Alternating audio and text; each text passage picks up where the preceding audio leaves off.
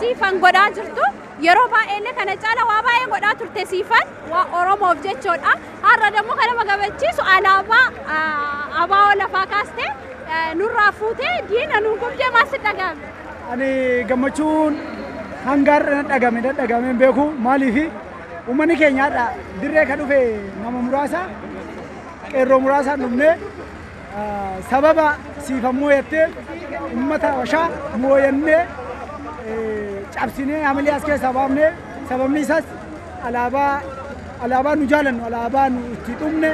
alaabaa bilisummaa uummata Oromoo alaabaa kana fuutee dhungattee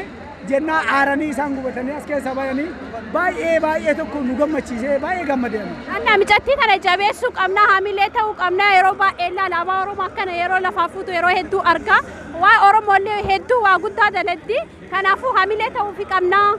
bira dhaabbachuu qabna jettaa. Atileetonni keenya hundaayyuu atileetonni amma fakkeenya hangafa atileetii Fayyisaa Leellisaa fudhannee hedduu itti dabaluu dandeenya warri ijaan qabnes warri dheengaddaa kana galanis sababa Oromootiin cunqurfamaa turanii har'a yeroo uummata Oromoo yeroo cunqurfamus nu faana cunqurfamanii har'a yeroo nu